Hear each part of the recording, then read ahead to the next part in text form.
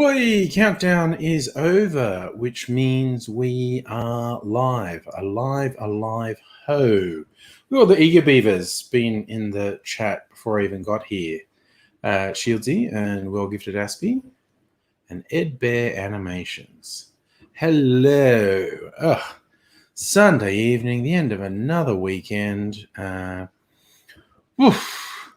we are, I guess. Look, I washed my hair and it's really flat. Oh, speaking of washed hair, look who's on time. It's AZ. Hello. Hey, how's it going? It's going so good. I love your Good. haircut. It's not a haircut. I just washed my hair. So Just washed it. I just washed it. So it's sitting really flat.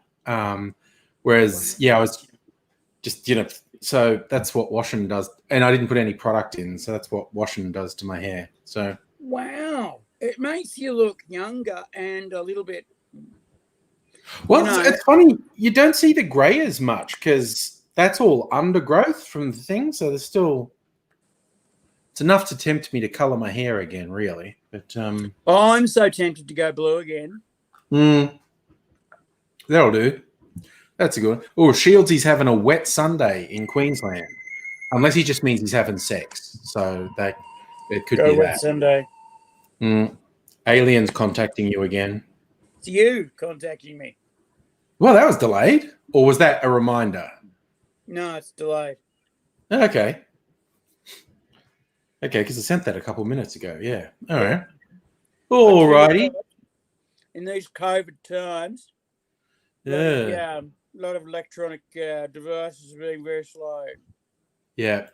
That's the funny thing. I'm not sure if they've improved the network, but I do remember like 10 years ago on New Year's Eve, you'd get messages until like 4 a.m. that were timestamped 12:01. Yeah. And a million people would send it at exactly the same time. And the network would go, get fucked. And it would queue them all up. And you just get messages all through for hours. That was back in the days when they had like this huge server farm right in the middle of the Telstra building. And they went, yeah, that'll be right. And then fucking 4 million people use it at once. And they go, no. And it'd just queue up. You're right. It'd just queue up. And I had Happy New Year come on January 2nd. From a Vodafone. Vodafone. That's the thing. Because it's illegal, right? But what Telstra and Optus do, because they own the lines, is as soon as it gets congested, they dump their downstream customers. Oh, of course they do. Fucking illegal, and they're not allowed to do that. But you can stand on a train platform, right, at 5 o'clock and watch the what's the one below Vodafone? There's one company below Vodafone. You hear them at 5 go, fuck. And then at 5 o'clock, you hear Vodafone go, fuck. And then it comes up a little bit. Oh, it was Orange. That's right. Orange went fuck at 10-2, 5-2. Then Vodafone at 5 just went fuck as it all dropped out. And then finally, Optus people go, fuck. And the Telstra people just go, yeah, I'm still here. Telstra never drops out because they've got the nuts at the table. Yeah. I wanted to do your intro today. What do you mean the intro? I wanted to introduce you to the peeps. That seems superfluous. I mean, it's lovely. It's a lovely gesture. I'm not sure what we're going for, but well, I was gonna put all your good parts together and say, man, in a Russian accent. Okay. Right? I see where you're going with this. See where I'm going with this? In a Russian accent, I was going to put together the intro for Andrew. Yeah. Oh, that's good. Think about it. Shieldsy saying through the show. Yeah, Shieldsy saying wet Sunday. I just happened to look at the news headlines because I have no idea what happened today. And fucking southern Queensland and northern New South Wales are getting flooding and like 300 millimeters in a day, and it's going to continue. Saying what Byron Bay's main beach washed away. So I'm not exactly sure what that means. If I look to get a bit of detail, all right, riding beaches, high tides washed away the popular sandy main beach. So what is it? A hole in the fucking ground now? Well, I mean, surely when the tide recedes, there's still going to be sand there. Of grass on the sand, and then it goes boom right down to the water. It's like a 2-3 meter drop, and then there's the water. And you don't get any beach to lounge on. You just get fucking, that's it. That's your shoreline. Fucking well, it seems like the waves were right up to the road. Like the beach wasn't there; it was underwater. But yeah, it's going to. Shieldsy saying that the barges stuck on mud. Scours out the beach. Yep. Sorry, Shieldsy saying there's people stuck on barges, swimming in the river, and they have to wait to high tide, which is 12 hours away. Like a surge washed them up onto a sandbar, and then they're stuck, and now they have to wait for high tide. God damn. Yeah, Shieldsy saying the Gold Coast is just not going to have any sand. It's just like the whole Gold Coast is getting pulverized. But can you imagine the buildings doing a bit of Leaning Tower of Pisa work? Oh, those things built right up to the beach. I'd be a bit nervous if I was on the upper floors right now. Yeah, because if you give it a bit of... Yeah. Wait, is my view a bit different to how it used to be? Am I seeing a lot more sea than normal? And you're putting a glass on your table and it's like that. And you're like, yeah, exactly. Right? What's that about? You go to your pool table and then take a shot and go, that's not everything right. goes down into the corner pocket. You know, don't take the triangle off until the last second. Now. We're taking the piss, and we'll feel really bad if this actually happens. Like if building falls over, falling into the sea, going, these cruel fucking bastards. Oh my god! Could you imagine it? So funny, fuck. As they were laughing at deaths in Queensland. Oh, fuck! Because of their horrible communist views, and just because it's true, we are LNP and full of racist fucks. Oh my god, we are awful. Yeah. Yeah, I mean, absolutely, and we would be like chased by like Current Affair. Like, have you got anything to say about your stance on what is it? On your Queenslanders falling into the ocean decision and deaths in Queensland? Got anything to say to the people who've had horrible things happen to them? Where are you going, Mr. Sallier? Mr. Sallier? Can we speak to you, please? See, the thing is, what I do is go, yeah, sure, come in, have a cuppa. Yeah. Oh, yeah, you don't run away from them. And they go, oh, no, that's not how it works. You're supposed to run away. Oh, I can't run for shit. Come and have a chat. It'll be good. Actually, come down to the cafe. We'll all sit down in the cafe and have a chat. We'll have a coffee. You're buying. But, have a talk. Yeah. What do you want to know? Yeah. The other thing I'm going to do that'll shut them up right quick is pull out my phone and go, no, cool, let's talk. I'm recording it. Every fucking word's going on YouTube, unedited, okay? So let's go. I also would have that going as well. I know what you motherfuckers do with your editing. One touch record here, so I'm going to be doing that. Yeah. And see that guy over there? He's recording us on video. So let's chat. And also, I'd be careful about which T-shirt I was wearing. I'd be careful to have, like, not the Stormtrooper T-shirt. Yeah. But the Hugs and Bunnies T-shirt. There was a wrestler who was Steve Foley, Mick Foley. Mick Foley used to work with The Rock a lot. And he used to the fans used to say Mick Foley's God, and he would say, no, Mick Foley is good. Don't say God. Anyway, so he was this big bad bastard, and he would like gush blood all the time. Especially when he was playing with The Rock. Yeah. And so he had this interview with I think it was Barbara Walters or someone equally into the moral panic of whatever of the day was. And the moral panic of the day was wrestling. And he said, I have a secret weapon for those interviews. And it's a shirt that his daughter gave him with Winnie the Pooh and Piglet on. And they're sharing a pot of honey. And so he gets his Winnie the Pooh shirt on and goes, oh, hey, how you doing? Yeah. And they're going, yeah, you're Steve Foley, Mick Foley in the mask. Yeah. You haven't got your mask on. Well, no, I only use it for work. It's just a work thing. It's just a thing to make me look different. That's all that is. Don't worry about that. You know, it was made by a little Jewish man in New York. It was really great. It's fitted beautifully.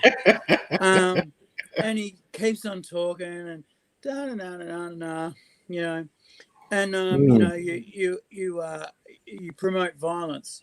Well, not really, because all of these men are very highly trained, and the women are more highly trained to not actually injure one another. But you're bleeding all the time. Yes, but I make that happen. That's me. I do that. We are very, very good at signaling one another as to exactly when that's going to happen.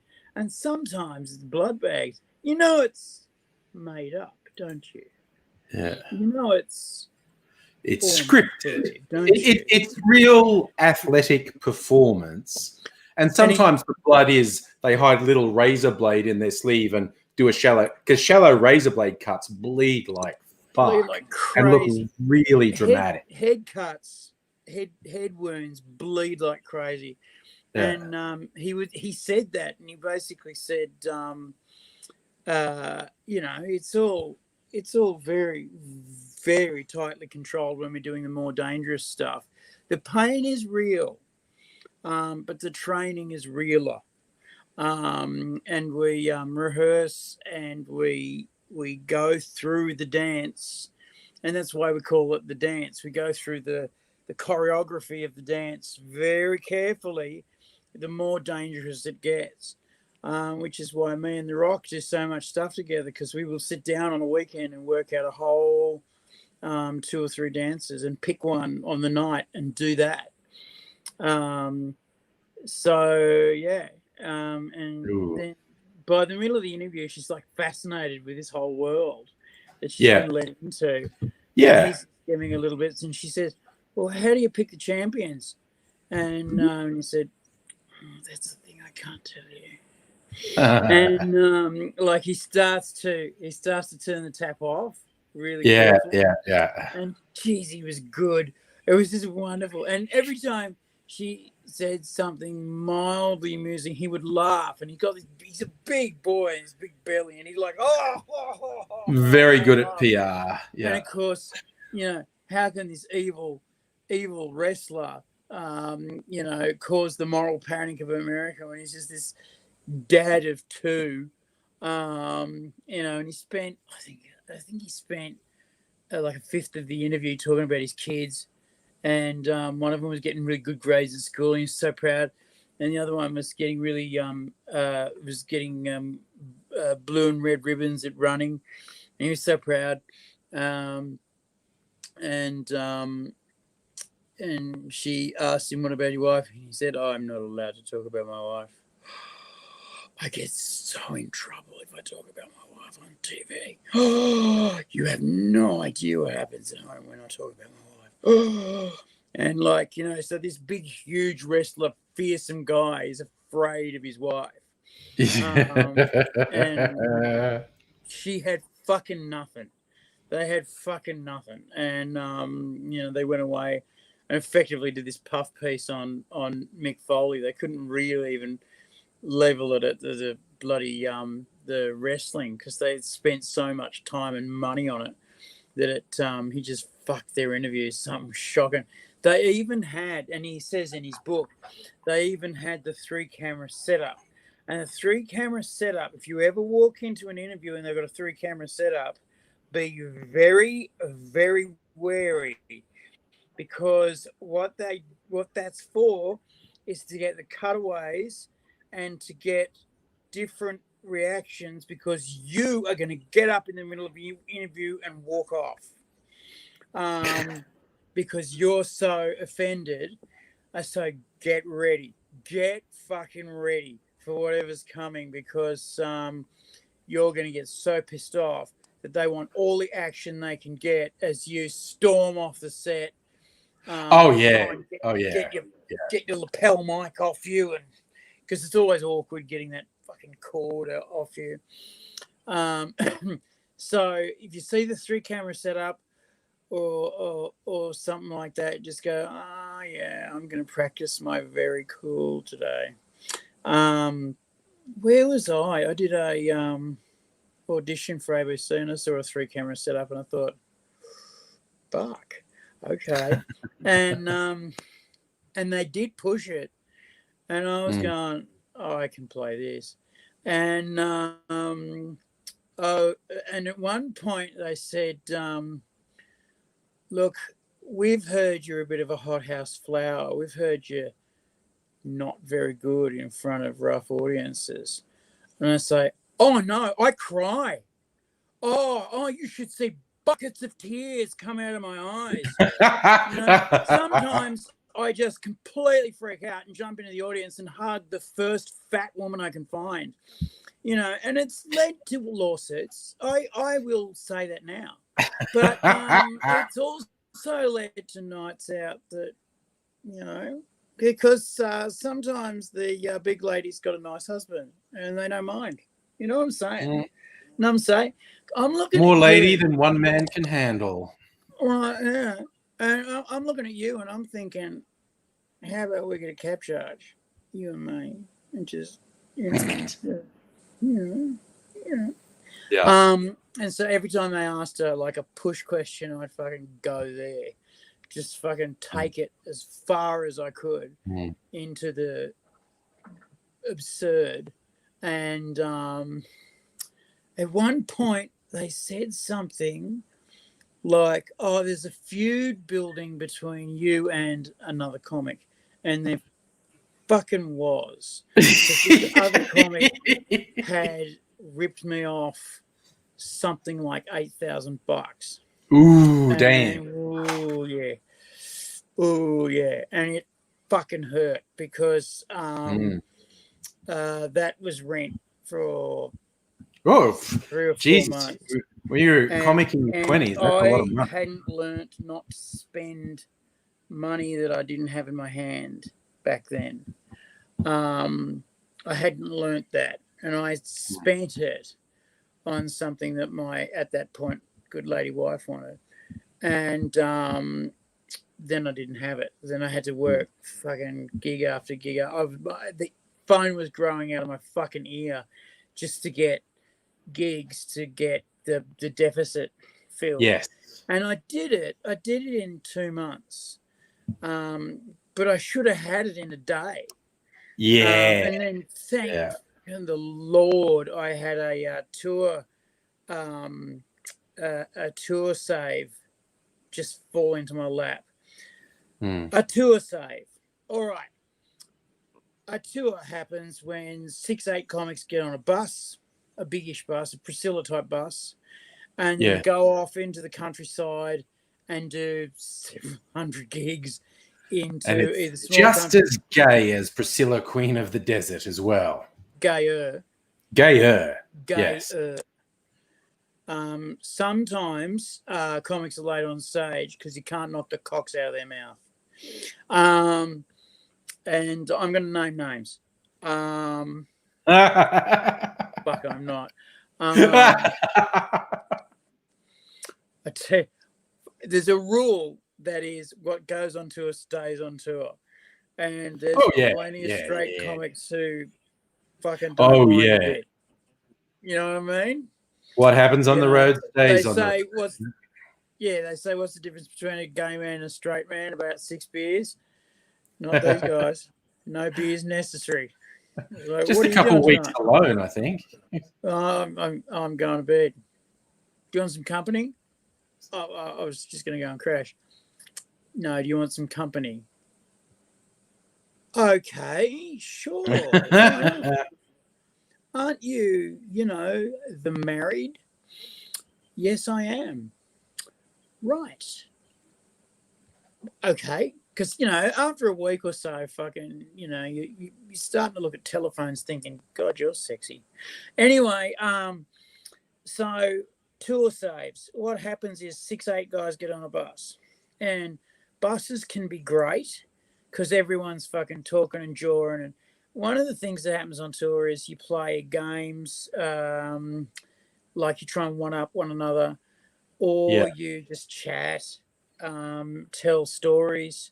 There's one great game called Liar, and you tell a story that gets more and more and more more elaborate. Yeah. Until someone calls liar, and then you go, actually, no, you lose, and it's like, oh, or someone calls liar, and you go, yep, got me, and then they're it. It's there's fun to be had, and then there's the tours where you get that one fucking guy on the bus who is a dick, and does usually many things that are stupid, but upsets everyone on the bus. And you start to get the senior people on the bus talking to the agents going, I don't know if I can do the rest of the tour because this guy's giving me the shits.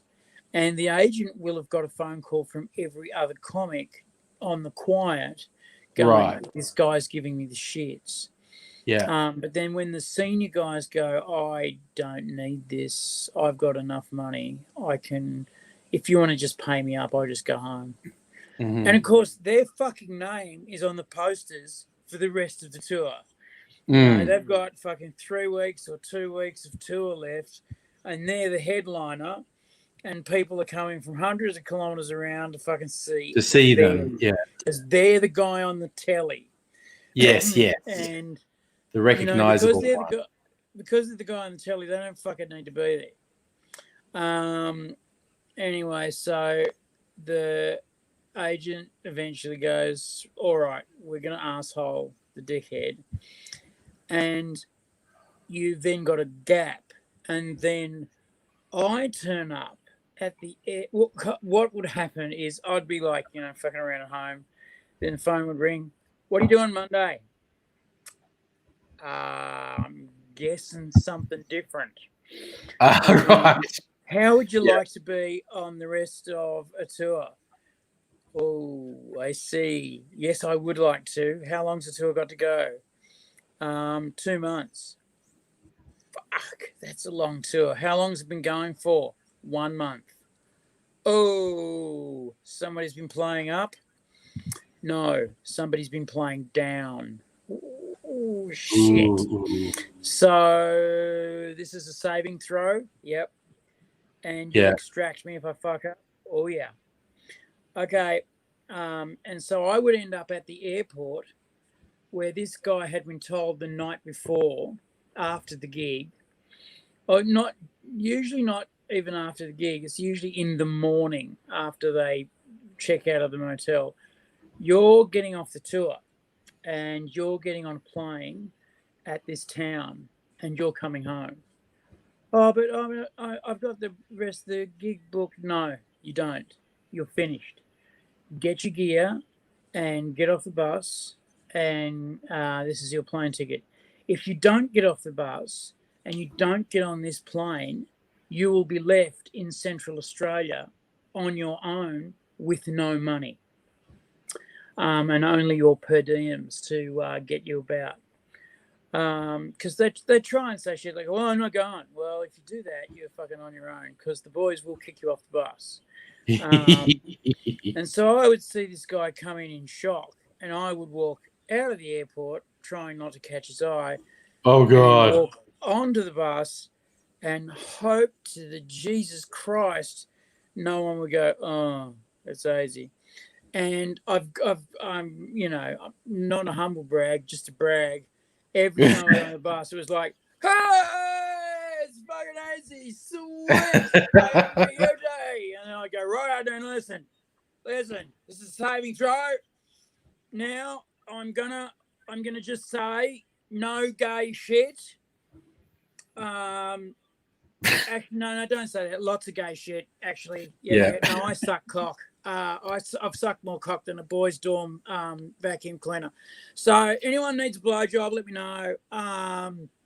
And I'm gonna need lots of per diems and drugs. So any drugs going around, please let me know. And I have some drugs on me. Getting through the airport was very expensive. But I tell you what, those New South Wales coppers, they fucking understand a deal when they see one. And I think the funniest thing I've heard about the performers wanting drugs is at a festival, the guy on stage saying, hey, I just got word, plainclothes cops are going through the audience, busting people. If you're carrying any drugs, throw them up on stage now. And you know what? Sometimes they sometimes people do it. And they go and they pick them up and go, good on you, you won't get caught now. Yeah, a quick hello to Stella and Kyle. Okay. Yes, Stella, it has been a little time since we've seen you. I hope things are going jolly well over in Western of Australia. Oh, I didn't know that. I didn't know Stella lived in Western Australia. How do you think she shows us stuff that's still daylight when it's pitch dark here? She's on the other side of the country. I just thought she was from somewhere good. I know she's from Western Australia. She's working in the mines. Oh, see, that upsets me more. Oh, see, Western Australia hurt me when I was over there. I wanted to see Wave Rock. Oh, Wave Rock. I wanted to see Wave Rock, and it's not in Western Australia. Oh, where is it? South Australia. Oh, okay. It's out there somewhere. It's out there somewhere. Right near Western Australia. Oh, okay. I was in Western Australia and said, I want to see Wave Rock. And I said, no, it's a 3-hour plane ride away. You're in fucking Perth. Do your gig. I said, I want to see Perth. No. You've got off the plane. You've got on a bus. You've got in the hotel. You go to the hotel. You go to the fucking theatre. All theatres are black. All green rooms are white with graffiti on them. Then you go in the slot, which is a ramp up to the stage before you go on. And it's sort of semi-dark, and you see the stage lights, and the MC calls you on. You go on. You can't see anyone in the audience except for the front 3 sort of rows. You do your jokes. You go back off. The theatre is black. You go in the green room. Everyone gets together on the bus. You go to the hotel. You wake up where you have breakfast. You get on the bus. You go to the plane. You go home. You don't see anything. I've been around the world and not seen shit. Yeah. I've been and everywhere and fucking nowhere. Yeah. I've been in fucking Indonesia. Saw fucking none of that. I've been to Malaysia. Seen a lot less of that. What's that? Oh, they don't let you go anywhere. No, you end up. Malaysia's a very special place. On the actual plane, they give you cards. So and the sometimes the agents and definitely the bookers come with you, and they fucking look you in the eye and say, "Read this card. You will not." And there's like half a dozen things on there. The things shit like will get you alcohol. Fucking anywhere. You can drink alcohol in your hotel room, but you've got to order it from the hotel, and they mark it down. They mark how much alcohol you've drank in the hotel. The reason being, if they can't find a bottle that you've ordered, then they get the whole fucking bus back in the foyer until they find the bottle, and they go through bags. Because you cannot take alcohol into the streets. You may not you may not criticise the government. Oh, Jesus, don't mention politics while you're there. Any way, shape or form. Any way, shape or form. So, I mean, you get in there and it's fucking, they make it very fucking clear you will go to jail. You will be caned. You will go to jail again, and then you will be deported. Your tour to Malaysia will cost you. Oh, yeah. And if you do one of the real bad ones, they will hang you. They will hang you. They are not shy about hanging Australians. And that was the other thing that they said on the card is do not do drugs while you're in fucking Malaysia because you'll get hanged. And you won't get fucking Australian support TV coming out to help you. You're just gonna hang, and it's fast. There's you can appeal, and you should, right? But it's 6 months. That's what you get. They appeal, and then that's it. You fucking had drugs, yes. Yeah. You had that's the other thing. If you've got them in, how in every country in the world, if you have drugs in your possession, that's the problem. But if you have them in you or whatever. In Malaysia, if you have them in you and they blood test you and you have them in you, you're fucked.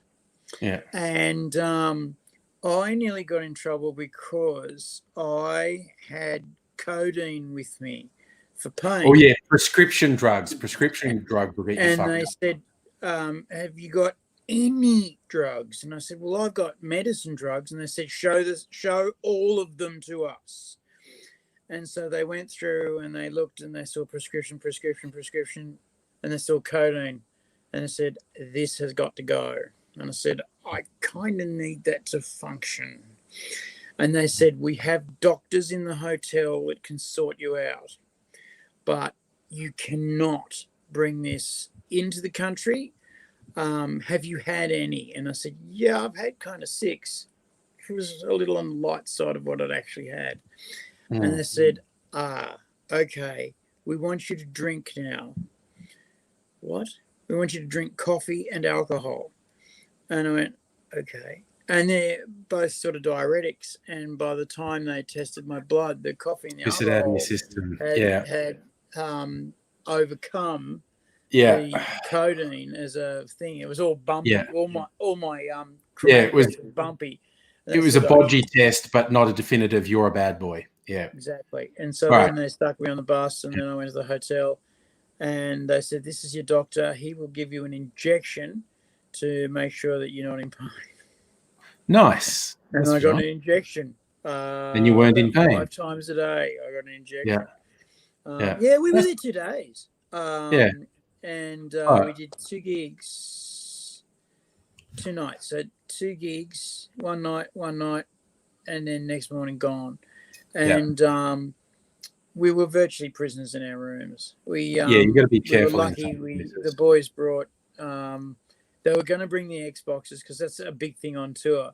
Is they bring the Xboxes with them, and they hook up the TV in the room, the motel room, and put a you had to buy a Bluetooth transmitter. Now it's all in there anyway. And they Bluetoothed each other's box so they could play competitively. And they had teams, and it was fucking awesome. And sometimes these tours would be fucking weird because they wouldn't give a shit about the gig. All they'd be thinking about while they were doing the gig was, now, how am I going to get out of the beat him when I get back? Halo was huge at one point. Early days. The red and the blue. So just as a by the by, so Brennan's asking how would that work for antidepressants? No, you can get seriously fucked up for having antidepressants in some countries. You've really got to look into it. Stella is promising us a geological tour if we go over to Western Australia. So I'm down for that. Awesome. And Bobo thought you being chronic pain man might be able to help because he's just done his first week panel beating detailing and his shoulders are all fucked up. Stella's got good recommendations. Deep heat, drink water with ibuprofen, a hot bath and Epsom salts, and don't forget to stretch before and after work.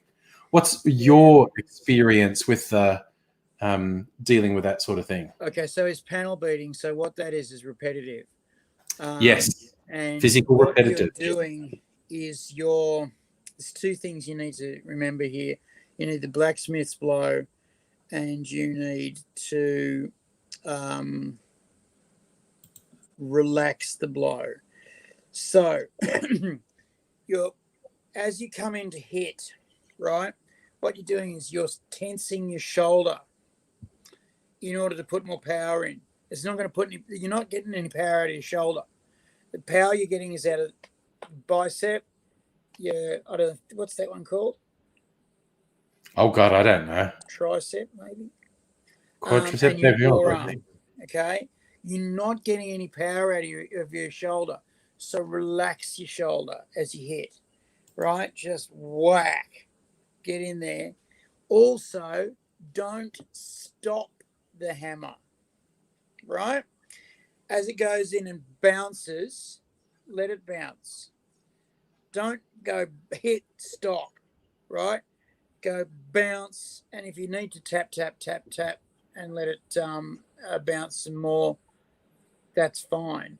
Don't try and stop a hammer in mid-flight, because it's a fucking hammer that's got a weight on it, and you're putting all this strain on your muscles and on your joints to stop a weight that you've pushed through the air very quickly.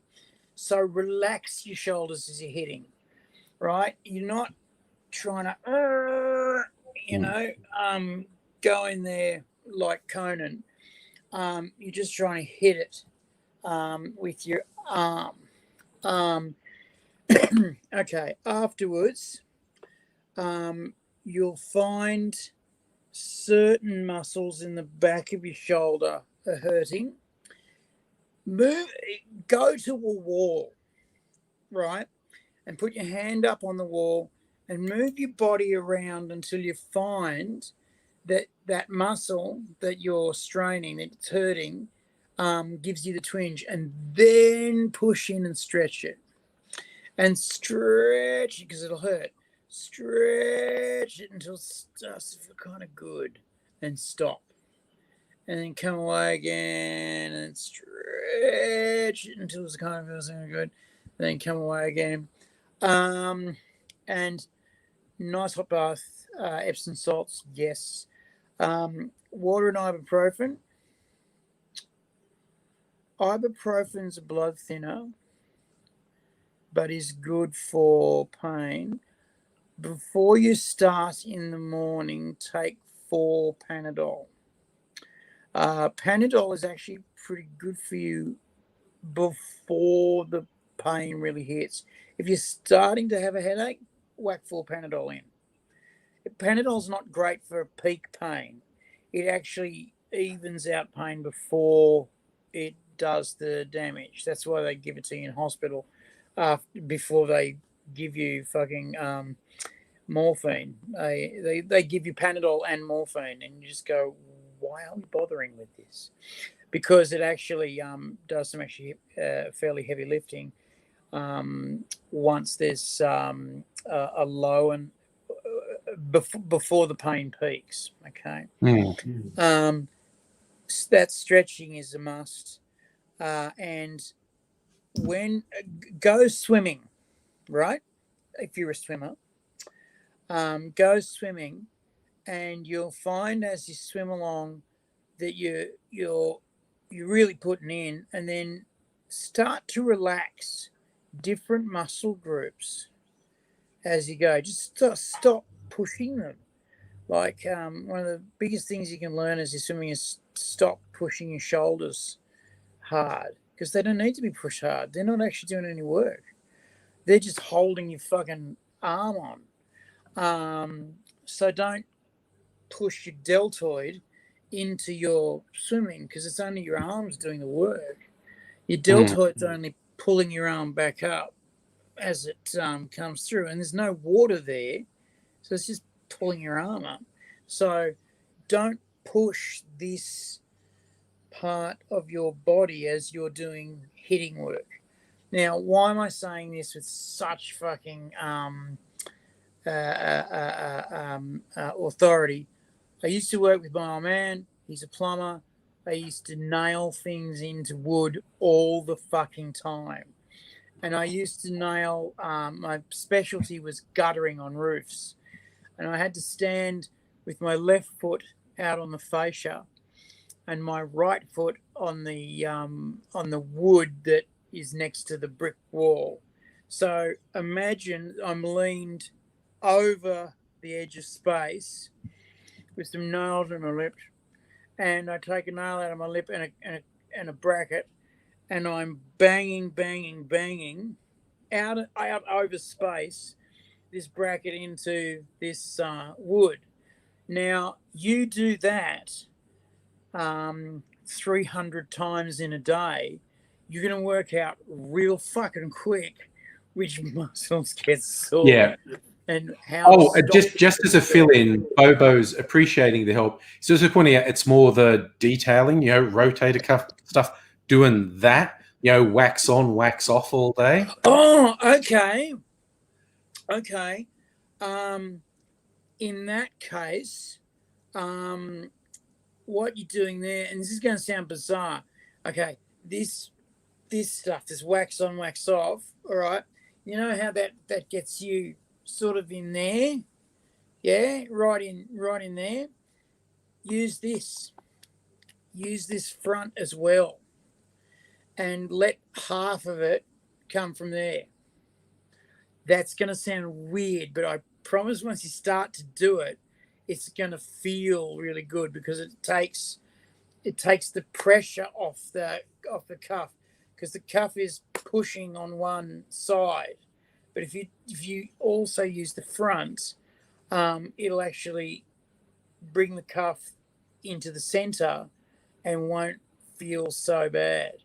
You will get sore tits for a couple of weeks. Sore boobies. And all you need is someone to rub some liniment into them for you. And then you can get someone to rub some liniment in them. And once they're finished with that, they can count your six-pack to see if it's an 8-pack. And then they can inspect other parts of you for smell, taste. All right. This was my fault for starting this. It's taken a turn, is all I'm saying. Are you saying that I'm trying to sexualize this? Oh, I'm acknowledging that I started to sexualize it, and the train left the station, and you jumped on it enthusiastically. Seriously, the wax on, wax off. Yes, it hurts in here, right in there, in your rotator cuff. Use some of the front muscles as well, which sounds weird, but it actually, as you're doing it, think about it. Think about using these front muscles, and it'll take that pressure off the back of your rotator cuff, and it won't feel like it's grinding in there, and your muscles are trying to overcome all the rest of the strain. You in all of these physical things that we do, especially for trades, you try and balance out the work being done. So when you're hammering things and you bring that hammer down, okay, the temptation is to stop the hammer. Don't just let it bounce. Let the fucker bounce. And it's already halfway up, and you don't have to pick it up. It's already halfway up, and then just hit it again.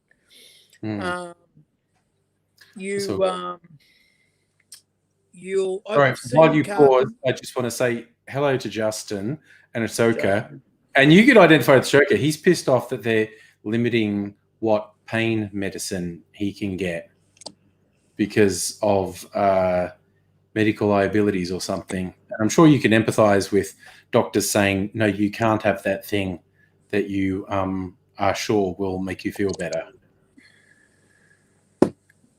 Can I fucking empathize with it? Do not get me fucking started. Yeah.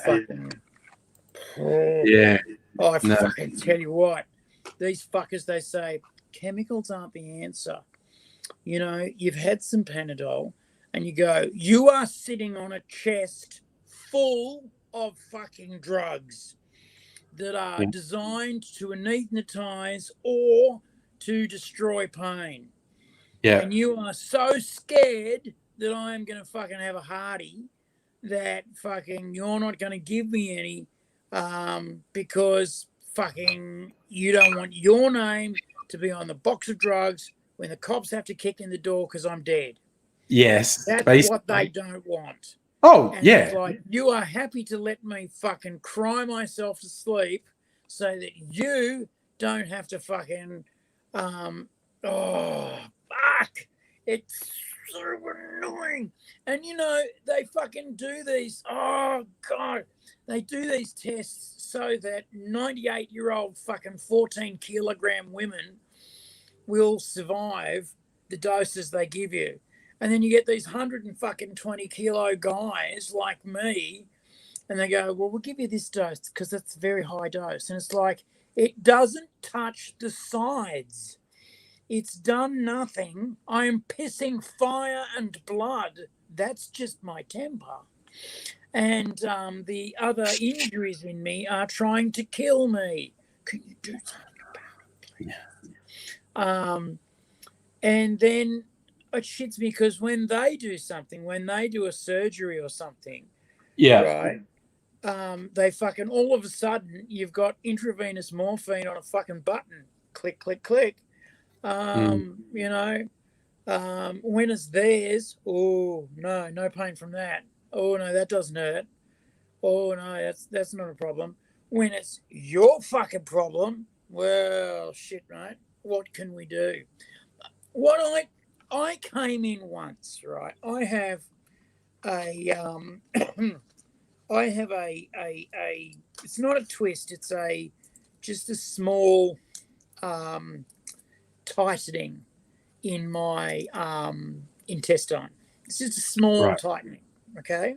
Right. And sometimes when I eat food, the food gets stuck. It's no big deal, right? But what happens is the food behind it backs up. Yeah. Yeah. And then it is trying to push through, and it doesn't push through. And all of a sudden, the back end is disturbed as well, and it bloats. The front end bloats, and I start hurling feces out of my mouth. It's very unpleasant. And then I'll go in there and they'll go, well, we'll either have to operate or push out what's already there. And I go, pushing out's good. And they go, fine. So then they'll go, drink this. It'll go through you real quick. Doesn't. Well, we'll stick this up your bum. And that'll make things better. It doesn't. Right. We're going to stick this hose up your bum. This is going to hurt, but only briefly. And it does hurt because something the size of a cannonball comes out your ass. I will always respect women from now to the day I die after this procedure, because it's half a second, and they ask you, and what it is, it's a pressurized bottle, yeah? And they stick this up as far as they can stick it up, and that's really unpleasant. And they've lubed it, but they're sticking it up until it's hard. They go, yeah, I think we found it. And then they go, okay, ready to bear down on 1, 2, 3, and they hit the pressurized bottle, and it whoosh fucking sends so much fluid into you that everything expands, and bang, out it comes. Like really bang, out it comes. And you can see it coming out. It's like this wham, blam, and ball of nastiness followed by gushing water, and it's like, ah! And it heard every guy that's ever had it done going, ah! And gone, oh, after. Anyway, So I go in expecting to get the gush of fun. And what happened was they said, "Oh, we'll just do your blood pressure." And they look at my blood pressure and they go, "Oh, no, that's not good. That's not good." And I said, "Well, I am in considerable pain. That's probably all that's going on there." And they said, "No, we're not happy with that. We're going to give you some morphine now. Have you had any morphine today?" Well, I had methadone earlier this morning. How long ago? Well, it was this morning. That'll do. And I'm going, interesting. So bang, whack, morphine. And they do the cuff again. No, still not enough. Bang, whack, morphine. Still not enough. And then they fucking give me an intravenous plug. Wang back, morphine, straight up the arm. And I'm going, I am a fan. Wow. Feel free. They did that 7 more times. And I said, I am not going to criticize the morphine up the arm. I'm not going to, because I am a fan and I am already enjoying your work. Why are we doing this? And they said, your blood pressure is so high that we are in brain hemorrhage territory. We are concerned that you're going to fucking die in front of us. And finally they gave me, I think, the 10th shot. And then the blood pressure came down. As I might add, the twist, because what it'll do is it'll just let go of the food. Because remember, the food's always melting. Yes. Yeah. And it just let go, and it all just blurred down the drain. And I went, oh, now's the time that we need to go to the restroom. I tell you what, the relief after that is just God sent. I then managed to get everything out of me in it was an hour sitting, because I hadn't had a crap in like 5 days. But everything was out. And I know when everything's good because I have this 1.5-minute fart. I don't know, that sounds strange, right? But I have this 1.5-minute fart, and it's never when I'm in the fucking bathroom. It's always when I'm out in the ward, and I have this, and I go, oh my God, excuse me, I'm really about to fart. And they went, oh, that's a good thing. So I fart, and you can actually see my belly go down. You can actually see it deflate. Oh, God. Right? Because that's how much the bloat is there.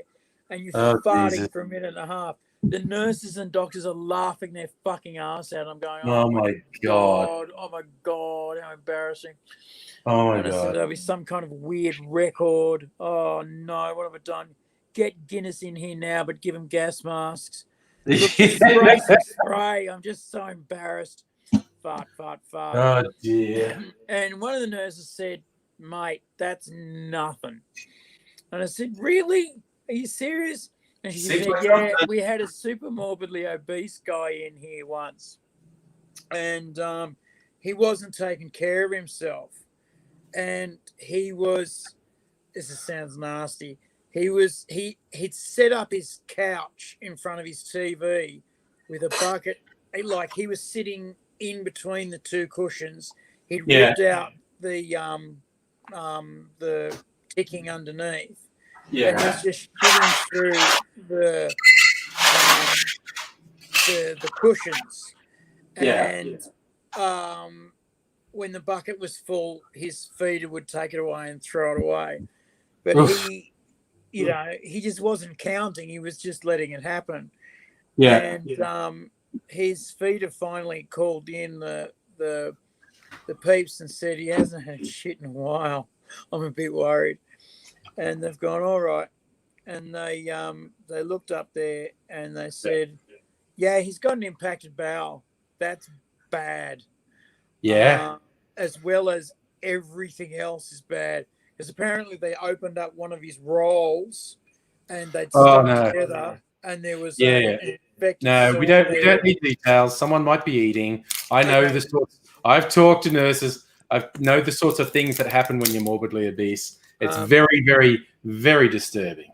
Very disturbing, and they found Lego and a remote control. All sorts of shit you've forgotten. Yeah. Anyway, so they depacted his bowel. Mm. And they said that was a special moment. And then the after fart happened, right?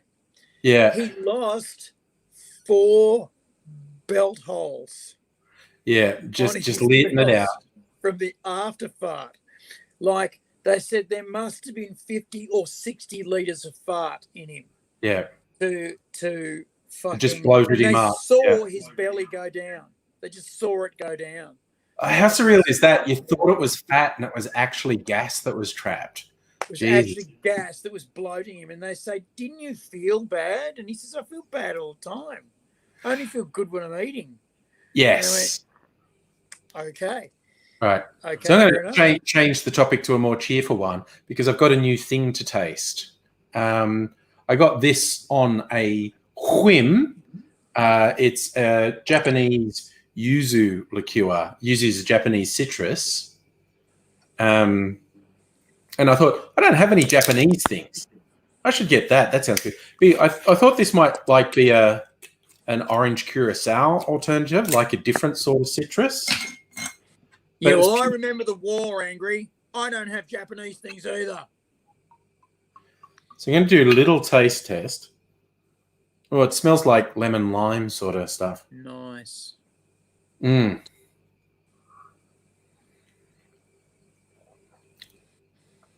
It tastes like lemon lime stuff. It does not taste of alcohol. It's only it's 14% alcohol, but it doesn't taste of alcohol at all.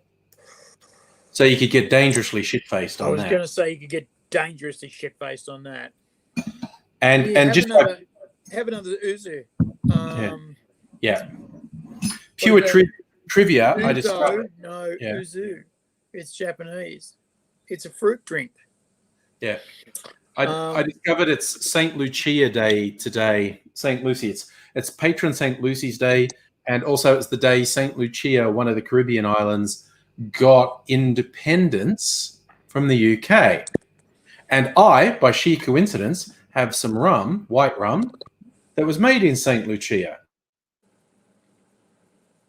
So I'm going to make it for proud. A, St. Lucia Day, and B, try my yuzu. I'm proud. I'm proud of the diversity that you're showing and the honor to which you're giving 2 of our sister nations. Yes. Excuse me for just a moment. You're excused. So, Shieldsy, it would be incredibly easy. I mean, you'd have to give people a few drinks, but if you slipped over, a couple of drinks, if you had a decent whack of that yuzu in it, I think it would just taste like fruit juice and people would slowly be getting smashed. But I'm going to make a version of a daiquiri, which is normally just rum, lime, and sugar. And I'm making it with rum, the yuzu liqueur instead of lime juice, and a special sweet and sour sweetener I made, which was an oleo saccharum that has, what's it got in it? Grapefruit, lemon, lime is the base of it, and lots of sugar. So here's a noisy noise. So if it upsets you that Australia's not, yeah.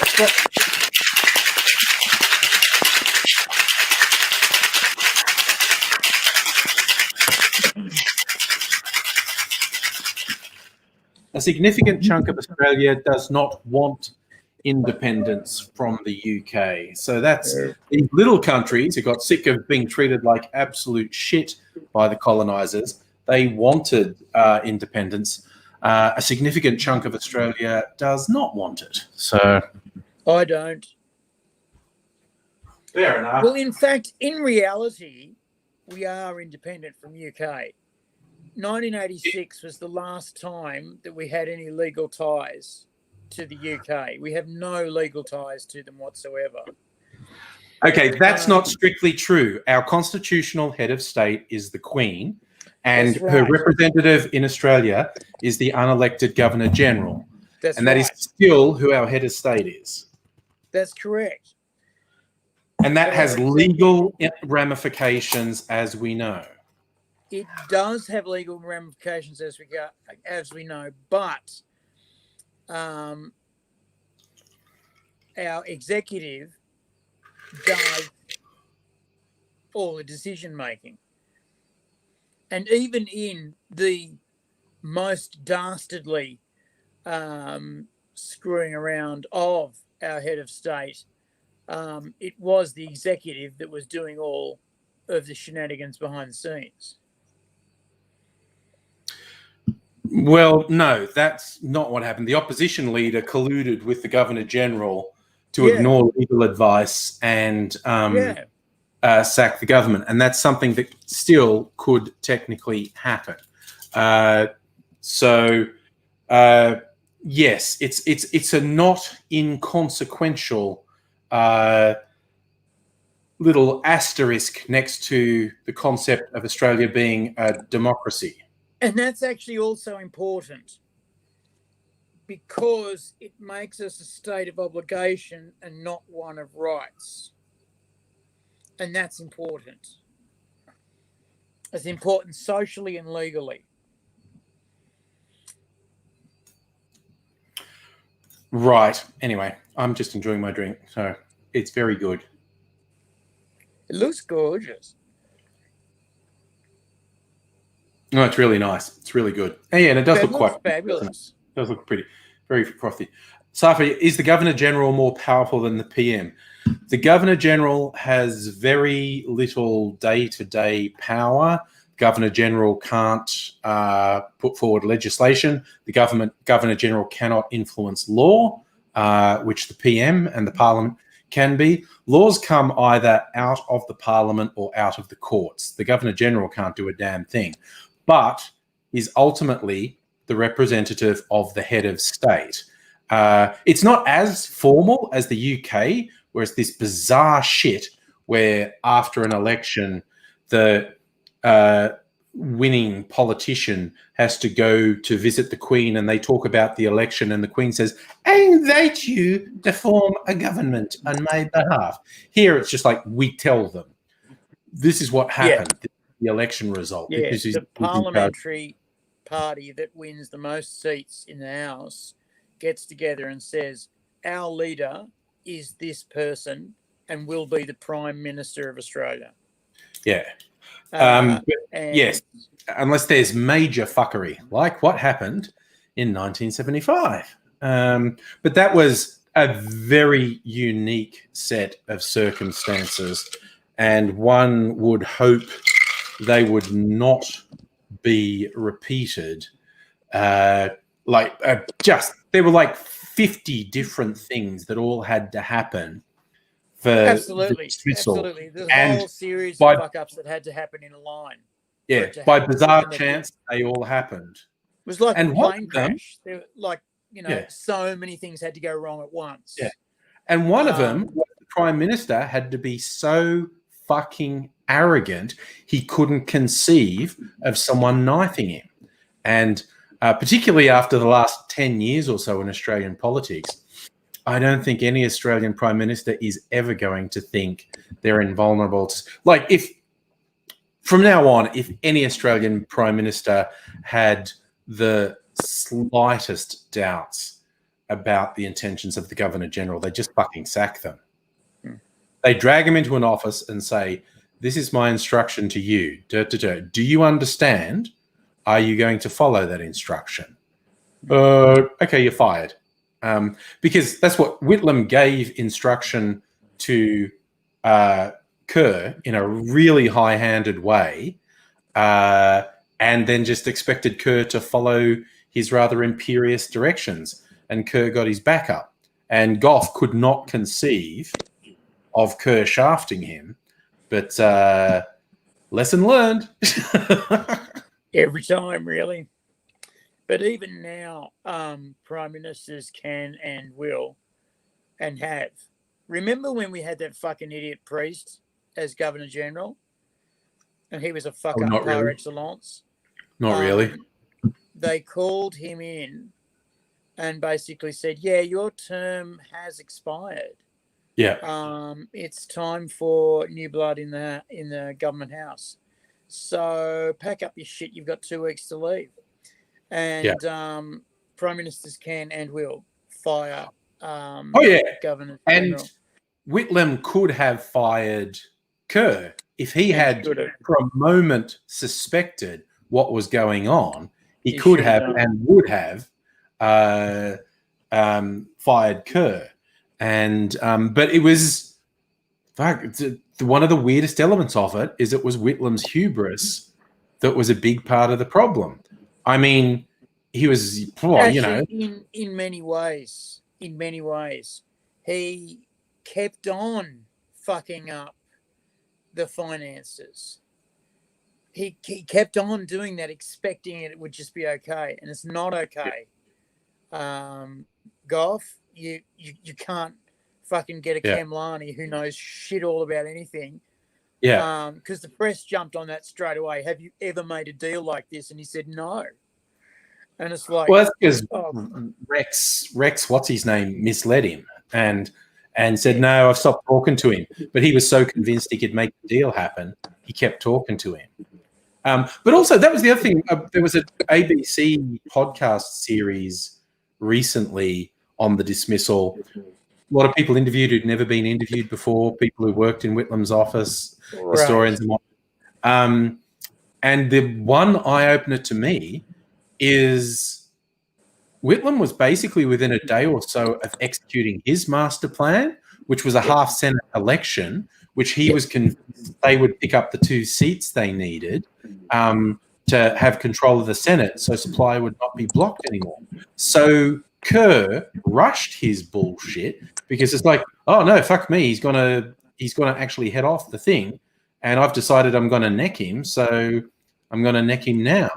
And I did not know that Whitlam was. I knew that was in the pipeline, but also what we know in beautiful 2020 hindsight was that at that time Whitlam was in trouble.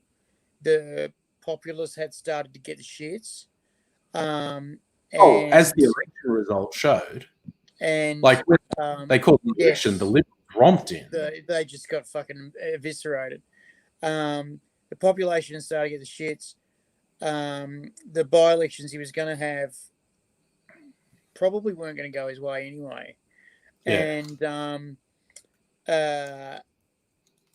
he kept this hubris that you talk of was the thing that was killing him. That was his downfall. Phenomenal.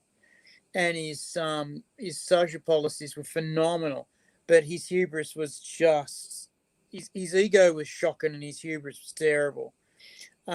He didn't have the common touch. He couldn't talk to the man having a beer on a street. He just couldn't do it.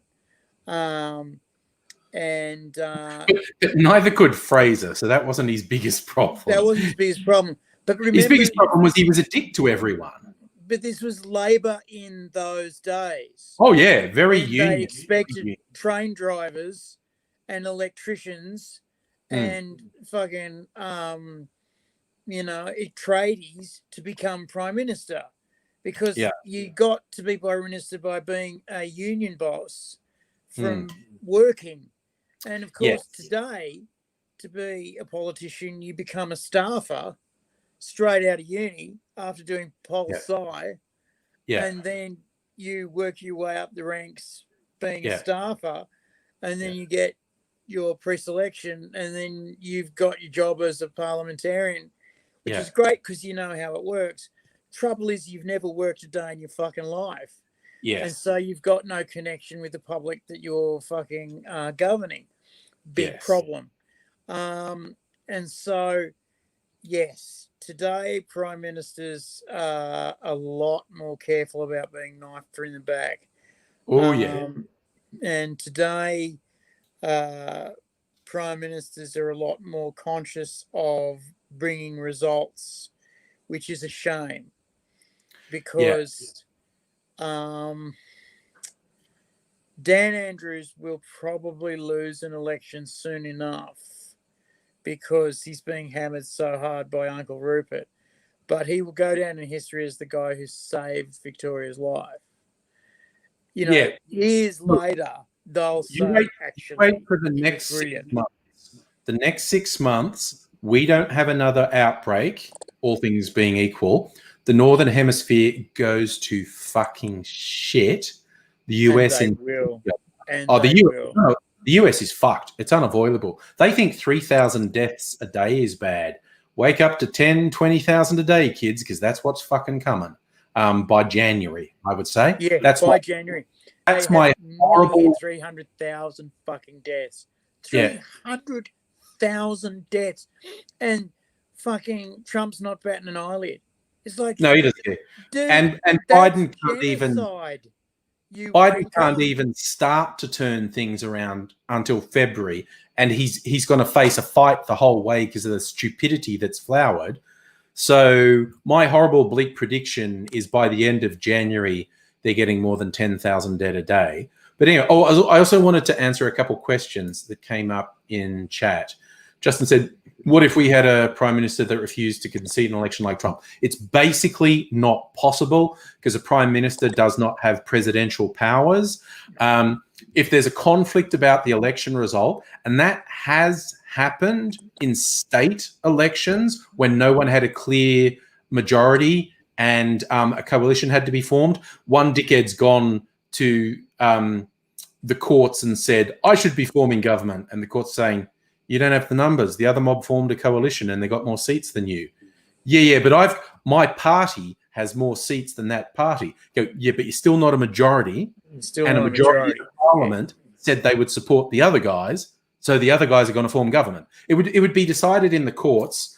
And while I don't want to show too much hubris myself, Australian courts, well, American courts aren't even that fucking stupid. I mean, what's it up to? 50 cases thrown out by this Trump fuckery stuff? Anyway, no, the courts would just go. And plus, there is still an element of basic coherence in Australian politics that if a politician acted as stupid as Trump, his party would disown him. It would just be like, what the fuck is wrong? They would. They really would.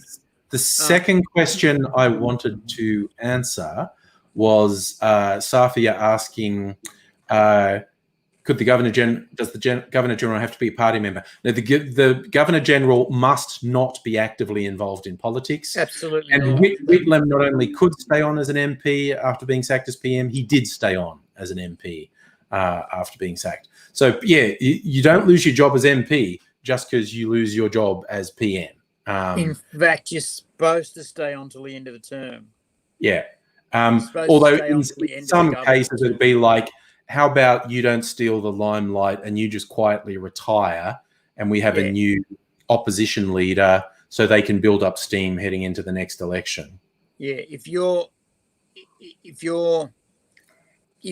party has still got the numbers and you get sacked as prime minister in that party, then you go to the back bench and you shut the fuck up until the 3 years is up. And you can choose to stand again, but usually they slink off into the limelight and write their book. So that's usually what happens. But we've had prime ministers who've stood again for local election and got in. And we've also had prime ministers we had a treasurer once who got his ass fired and went to the backbench and then mounted another attack on the prime minister and won. And, well, he resigned. He said that was Keating and Hawke, and Keating said, we had a deal. You were going to step down and give me some steam to the next election. And Hawke's like, yeah, but no one likes you. I'm the only one who can win. And Keating said, we had a deal. And Hawke's going, yeah, but I'm backing out of the deal. So Keating said, fine, every policy for the last 5 years has been mine. Fuck you. He resigned. He wasn't fired. He resigned and said, and he just made it real clear to the party, I am on the back bench offering nothing policy-wise until that's fucked. And he didn't do shit like Rudd did to Gillard. He just said, no, I'm just on the back bench enjoying myself. Thank you very much. And the party eventually went, Hawkey, you did actually make a deal and this is hurting us. And yeah, you need to go. And they convinced Hawkey to go. And then Hawke got so pissed off when Keating won the next election because he wasn't supposed to. Furious. He was furious. He was on live TV, Channel 9 or something, and he just, when it was clear Keating was going to win, and it was like, well, what do you think of that, Augie? And he just did this stone-faced, obviously no one's happier than me at this result. So the least happy person I think I've ever seen. Ever seen in your life. Because he was sure that was going to be his revenge. Because and then Keating come on and said this is the election for the true believers, and like it was a big fuck you to Hawke. Oh yeah, it was. So it actually depends who you talk to. Literally depends who you talk to whether Keating was fired or resigned. It depends. No, it was public. He resigned. I mean, yeah, Hawke might have said he was going to fire him, but it was exactly. It's yeah. Everyone who fucking believes in Hawke said he was fired. Everyone who believes in fucking Keating said he walked out. Now, it was a divorce that happened. It was a divorce, yes. It was a real fucking divorce that really happened that day. Yeah. Right. Someone was leaving town that day. Yeah. And it ended up being Keating, who knew he could come back. Yeah. Safa asked, didn't Costello have the same deal with Howard? Yes, and the same thing happened. Howard refused to honour the deal. Costello went, oh, screw you. Where it all fell down is no one liked Costello and he had no talent or charisma. And so he just disappeared off into obscurity. And then Howard went on to not only lose the election, but lose his seat.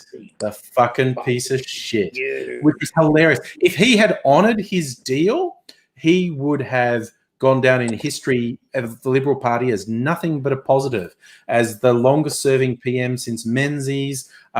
If he had honoured his deal, he would have gone out a winner. And he could have always said, when Costello fucked the next election, he could have said, oh, I would have won. But he reneged on a deal, made him look like a dick, and he got fucking smashed by Kevin Rudd in the next election. And I remember that, and I remember the whole Brax thing. Brax had managed to lurch this government from crisis to crisis to then it was plain sailing for a little while, and he said, you know what? This is as good as I can fucking get it. I'm gone. Yeah. And he says, it's okay. I'm handing it off. And he also had a deal with... All right, I'll be back. I can't remember his fucking name. He had to deal with the Premier, and he honoured it and said... and the deal was, I heard, I'm going to get it as good as I can and then hand it off. And he did. And he walked away without... Yeah, he walked out on a high, basically. He walked out on a high and fucking, and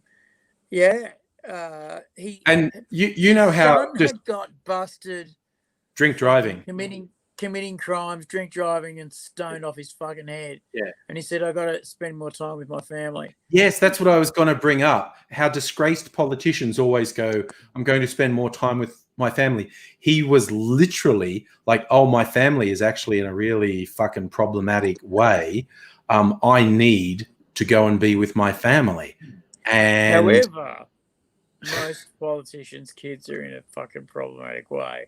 Really? Oh yeah. Well, Hawkey's daughter was on the fucking H, so she was 40 fucking kilos when they brought her into the lodge to fucking try and keep her healthy. She was a mess. Yeah. And fucking I'm not gonna say. No. Oh, okay. I'm going to say something really bad taste. I remember from back when things weren't so politically correct. I remember because Hawkeye had a press conference talking about his daughter's addiction. He got very tearful, like, you know, probably very genuine and whatnot, and said what was happening and whatnot. And I saw someone had made a T-shirt with like a cartoon of Hawkeye crying, and it just had the caption, "Bob Hawke should give his daughter a little smack." It's just like, oh my God. And people were wearing that T-shirt. You know the worst T-shirt I have ever seen? Do tell. Worn by the guy who outed me when I was 13. Prick. Yeah. And we were on a Central Australian tour. Yeah. And not comedy, fucking school tour. Yeah. And obviously we were at Uluru. It had just been called Uluru. It was Ayers Rock or Uluru. Pick one. Yeah. And we're at Uluru, and then of course people from all fucking nations there. And what he had on was Hitler tour, Hitler Europe tour. Yes. 1939 to 19. I remember that 45. T-shirt. Yeah. And it had Hitler giving it the Hitler salute, and it had I don't know, Poland, Brussels, Netherlands, France, England cancelled, Russia cancelled, and had all the dates of the Hitler tour. Yes. And these Germans were looking at this T-shirt and were like really offended. And he was going, and started giving Nazi salutes around the place. Oh, Jesus. And I was just going, oh, for fuck's sake. James, I don't mind naming him because he's a cunt. Yes. James, I won't do his surname. Fuck him. Fuck's sake, let it go, mate. You've already got the T-shirt on. You've made your fucking point. Oh no, it's James here. It's funny. You know, and it was the first time that I came across the understanding of the kinds of people in the world who only have fun when someone else is hurting. Yeah. And it fucking became very apparent to me that there are some people who only enjoy themselves when someone else is getting squeezed or hurt. Yep. Absolutely. And you know, I was sickened by this joy that he had, that he was upsetting these people. It was like, what are you doing? And then, of course, I went into professional stand-up comedy and found out that fully a third of those people have that as their standard fucking thing. And I just went, I don't think I'll associate with you. Yeah. You know, fucking most of the poems, all of the French. Weird. Fucking weird. It's France. You've got so much to celebrate. And it's like, no. Fucking hang shit on everyone. Okay. You know, fucking, I always had trouble with the ABC crew, the Chasers, because they punched down. Oh yeah, right? No, they would fucking go up to a girl behind the counter at Wendy's or fucking the ice cream parlor or the makeup shop, and they would hassle her for half an hour. And it's like, well done, boys, because she's a fucking teenager and she can't run away. Yeah. You know, why don't you go up to a fucking Hell's Angel and give him the same shit while he's on his Harley with 20 of his mates around? Why don't you do that and see how fucking far you get with your ha ha ha, aren't I hanging shit on you? Yeah. That's what I wanted to see. And the other thing they would do to make it look like they're okay was they would hang shit on politicians. Politicians are the easiest hit you can have. They can't hit you back. Because for a politician to hit a comic back is to make them the lowest of the low. Yeah. Right? Unless the politician has a glass tongue like Keating, and Keating used to fucking smack out comics all the time, which was kind of funny. One of the better lines was, "Oh yes, I'm being mauled by the Liberal Party. It's like being slapped around with soggy lettuce." Yes, it was a very foolish person who went up against Keating. He was brutal. It was a very foolish person who went up against him. He was brutal. Always brutal when you went up against Keating, because you'd always get just fucking knifed with a stiletto, and then eventually it'll go in a vein and then just twist it, and you'd bleed to death in front of everyone. I used to see him take apart journalists, not because they'd asked difficult questions, because he would try and weasel out of difficult questions to a point, but sometimes we'd just take them on and go, yes, this has been a massive fuck up. But if they asked stupid questions, he would fucking take them apart. He would tear them 4 new assholes. I remember one 7:30 report, Quentin Dempster was trying to be, I don't know, funny or something, and is showing a chart of some inflation growth, and he said it was like hanging chimes, and he was like playing sounds on the hanging chimes, and then here's Mr. Keating to answer questions and said, but what about things? And Keating just said, are you going to do stupid, embarrassing stuff, or are you going to ask a proper question and have a proper conversation? He's like, no. Stop playing with your toys. Sit down and be sensible. And he's just like, I'm not going to avoid your questions, but you're being a child at the moment, and I'm not here to talk to a child. And totally deflated Quentin Dempster. It was hilarious. Headshot. It was like, I remember this. It was like a headshot. And then you get Kerry O'Brien and Keating sitting in the same room. It was like, this is like Grandmaster with shotguns. Knights, bishop, pawn to A4. Chick, chick, boom. Okay, Queen comes over to Rook. And it'd be like, Jesus. Like the whole fucking nation attuned, because it's like, Christ. Yeah, to see verbal who's going to get out with a fucking tourniquet on a fucking blown off arm? Right. Also, sorry, I just realised I'd missed Helly and hello, Kirsten. Didn't see you coming. Kelly, hello, Kirsten. And Annette, yes, Annette pointing out the punching down in comedy was well popular, well into the noughties. But yes.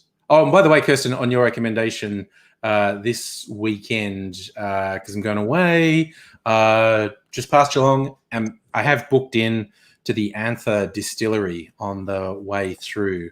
A gin distillery. People that Kirsten says are some of the nicest people in the Australian distilling trade. So, that's nice. Yeah, so I'll be dropping in to see them and saying Kirsten recommended, said you were very nice. So do a little taste. Sorry, mate.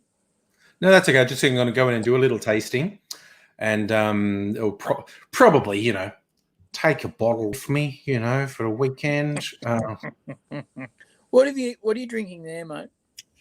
Oh, I wanted to do another drink with the yuzu. So I made a sidecar, which is one of my favorites.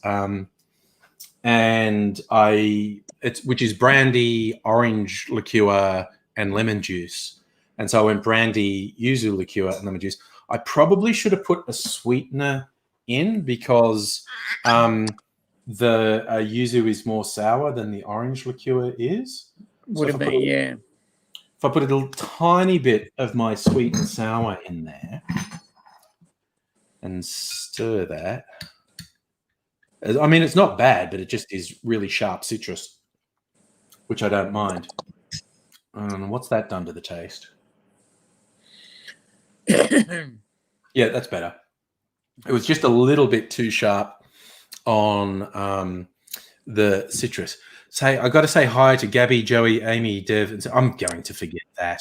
I'm just going to say, Kirsten said to say hello to you when she heard I was coming out here. She said I needed to stop by and see you. So I've actually booked in for a tasting. What's your recommended Anther gin, by the way, Kirsten? If I was going to pick up a bottle while I was there of the oeuvre that is Anther gin, what's the best one? I need to know that. Because I'm also going to go, there's another gin distillery just down past where we're staying called the Whiskery. They are eventually going to have a whiskey. I mentioned this the other day. They're going to have a whiskey, but whiskey takes 3 to 5 years to age. And I think they've been going for 2-3 years now. So I think they intend to bring out a whiskey next year. But I did do a gin tasting there last time we were there. And that was the nice, getting a nice little drop. And it's fun because you sit with someone and they say, and they go like, explore it. What are you tasting? What is it? What's it like to you? Because I'm shit at the words.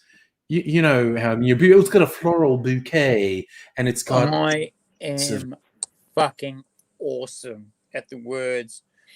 I fucking often will take methadone in the morning and go. It's got a robust nose on it. Drink, drink, drink. North side of the hill. Hints of peppercorn that has been rejected and thrown through a garbage skip, set on fire, and allowed the plastic to drip through its deadened shell, with some petrochemical additive, which I think is the combined oil that comes from the wastage rocks and the diesel and petrol put together in order to make the sniffing product that keeps our Aborigines in line. Also mixed in with feces and Christian charity. And that's just on the back palate. Yeah. So, okay, you know what? You've got me on board with that. What we need to do is, and won't be able to do this before January now, but on a weekend, I think you book in for a tasting at the Starward Whiskey Distillery in Port Melbourne, and do a tasting there. How's that sound? Sounds good. And we should take a camera. Thought you'd like, definitely. And I'll just go to town. I will go to fucking town. We do it on a Saturday or Sunday afternoon. So. And then by Saturday or Sunday night, I'll be going, well, it's whiskey, clearly. It's got some water in it. And it's got this peaty taste, which I like. Let's do that again. Except they don't use peat, interestingly. Well, what they do is, we've talked about this before, but they mature the whiskey in wine barrels, which gives it a much rounder, fuller taste than American bourbons, for instance, which are done in new oak. So you just get the oak and the char from the char barrels. They actually use wine barrels, so it gives it, to me, a much richer, fuller taste. I say Kirsten's saying the original. Oh, I saw on their website the Charismatica that's only for industry. So I'm going to fucking drop that and say, Kirsten said I should See if I can get a taste of the Charismatica, because you can't actually, Joe Public like you and I can't actually buy that from Anther. Kirsten reckons the original. Their Goddess Strength Navy, yeah. I've got 2 fucking Navy Strength gins though. I'm not sure I need another one, and I might get their original. Goddess Strength. You've got to buy Goddess Strength. If it says Goddess Strength, it does possess Goddess Strength, definitely. Actually, if I re-look it up, the Anther Distillery, let's have a look. Shop. Come on. Oh, what the fuck, web browser? Oh, they have some bottled. Oh, they have some bottled cocktails. I'm gonna buy some fucking bottled cocktails to take away for my weekend. They do a Corpse Reviver Number Blue, which is a nice one. They're all fucking Negronis. I fucking hate Negronis. Sorry. I have to talk to you about likes that. a Negroni? Only a non-Australian would like a Negroni. Oh no, they do. It says they do have a limited release of Charismatica. So Goddess Strength fucking costs $120. Oh, and it's saying it's out of stock. Ooh, 58% ABV. So, Shit. Ooh, Kirsten's given me the tips. Ask specifically if they have anything interesting under the counter. Dun dun dun. Dun dun dun. So good look. A dog with a shotgun tied to its back. Where did I put? Okay, so I've got. I don't even know where I put them. There it is, Archie Rose. Okay, so the Archie Rose is 52.4, so that's a bit tamer, and the Brogans weigh 57.2. Yeah. So, have you still got a Polish cleaner? I still look.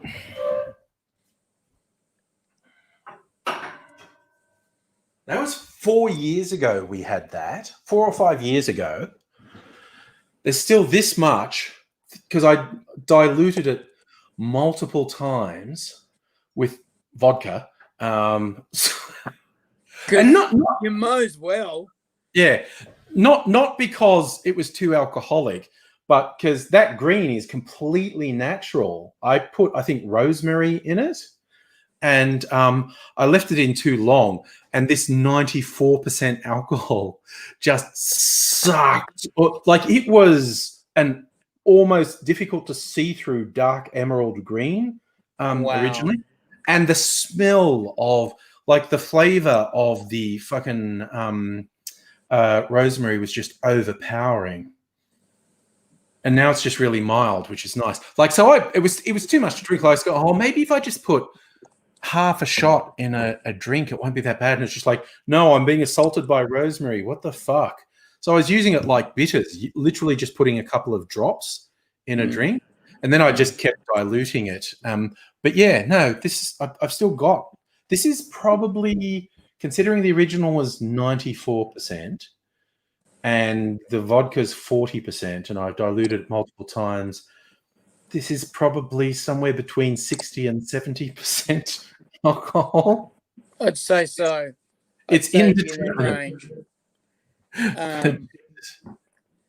Jesus, I remember when we tried that fucking Polish cleaner, and it was 94%, and the fucking stuff was actually bubbling on our tongues. Yeah, your mouth, when it's 94% alcohol, your mouth is warm enough to make it vaporize. It vaporized it on your tongue, and you can feel it bubbling on your tongue.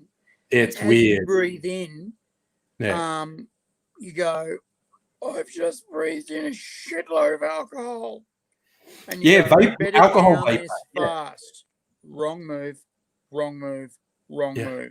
Yeah. Because you're down it fast and the knives come out.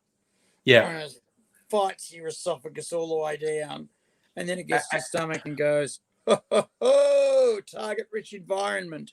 Yeah. What you've got to do is you put it on your tongue and roll it around, and then let little bits go down, like a good scotch. Little bits go down, little bits go down, little bits go down, and then finally Not you've like a done good it. scotch, though. And then you go. Yeah. As weird as that press volatilizing on your tongue sounds, that's actually preferable, because we both necked a shot just to see, and it was like, no, bad idea. Bad. Leaving it in your mouth and feeling it bubble and volatilize is actually a better way. Well, you shouldn't drink it straight. It's meant to be like a tincture. It's meant to be a base of something else. But we had to try it. I don't think you can buy it anywhere now because it killed a couple people. In a heartbeat. Yeah, I don't think you can get it because it killed a couple people. Makes sense. Australian fucking legislation will do that. Fucking soon they're going to ban the drinking of hand sanitizer. Yes, crazy talk. Absolute just because crazy. of our Russian friends. Fucking 6 Russians. Oh, yes. 2 of them went blind and 4 of them died after drinking hand sanitizer. Yeah. Guys, come on. Yeah. You pour it through a loaf of bread first. Yeah. Australians know this. But that's still, you know what you were talking before about what you have to do to take the methanol out of alcohol so it doesn't kill you. But also, if you want to avoid tax, you say it's fuel and it's methanol when it gets tested at the border. And then you go, sneaky, I'm going to do a treatment to take the methanol out now. And sometimes they either forget, don't do it very well, or just don't care. And you get 100 people in one village die because they go, oh, we've got cheap vodka. Yum, yum, dead. And just fucking dead. There was a brewery and distiller in the United States who was selling cleaning fluid to Russia. And they put blue coloring in this cleaning fluid in these huge fucking tubs that went on ships to Russia. Yeah, as you do. And they took these cleaning fluid tubs off the ship and shipped them out to the alcohol distillers and depot, and then they put the chemical that came on the same ship in other containers delivered to them by the same American distiller and poured that into the tubs. The blue chemical disappeared and the high strength vodka was ready to go, no tax, no problem. And they made a killing for about 7 years until the Russian government caught up with them and said, yeah, you've been ripping us off tax-wise and we're not happy. And the American government got a dime dropped on them by the Russian government, and the American government lost its fucking mind because the American government takes alcohol tax very seriously. They do. Shit. Half of fucking Southern fucking literature is based on American federal government alcohol tax. The revenuers, for example. The revenuers. Don't want the revenuers to come around. Revenuers to come around. Take your land, take your women, take your Southern pride. Yeah. Sorry, the stove making this buzzing noise. I gotta fucking shut it off. Shut up. Right, I can still see you in the mirror of your sliding doors. It makes me kind of horny. Here you come. Hey, can you see? Look at these fantastic pants. They've got a split that goes up there. These are beach pants. Oh God. Can you see that? Oh God. Oh, I'm happy I'm wearing diapers. Yep. And I don't want to instigate you further, but I'm free balling, so yeah. Diapers again. Yep. Patrick, why do we have a pride flag in the background? Why would we not have a pride flag in the background? I mean, it's just a thing that we do. The original one with the extra colors, actually, I love the original design. They just wanted to jam a fuck ton of colors in. The current one is a bit simpler. I think has 2 fewer colors than that one. Yes, Annette, I was yelling at appliances. The fucking stove, for no apparent reason. The clock on it will tick over to 12 o'clock. Not when it's 12 o'clock. It'll just randomly go, I'm ticking over to 12 o'clock, and it'll start buzzing.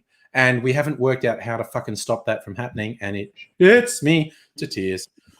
So the it's thing really... is, I've told the angry family time and time again, you've got a hammer. You've got the will. Dude, it's crossed my mind. It has fucking crossed my mind. I swear. You know, fucking technology always obeys violence. Percussive I see all of these bloody fucking movies with bloody fucking movies. Great, let's monetize the channel. Bloody motherfucking. I see all these movies with intelligent robots, you know. And what is it with AI and movies that every time you get an AI, the AI goes nuts and tries to kill everyone, right?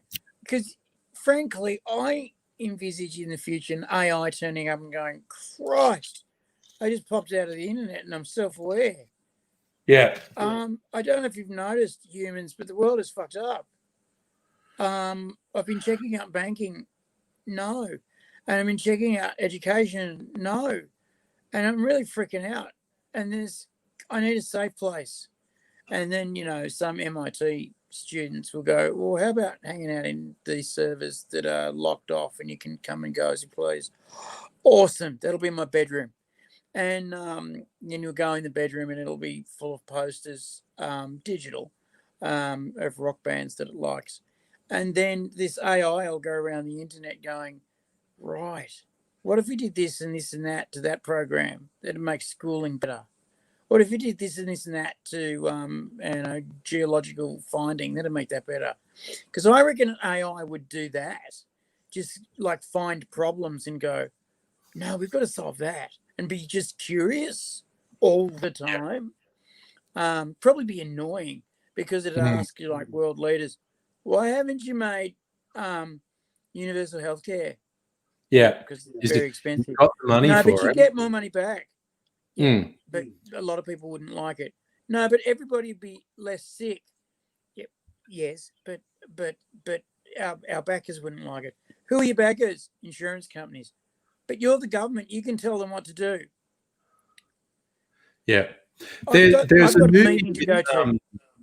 There's an AI movie with Shia LaBeouf in it. I forget what it's called, something or other. But yeah, it's got an AI that basically instigates a really complicated plan to kill everyone in the US government because they make such bad decisions.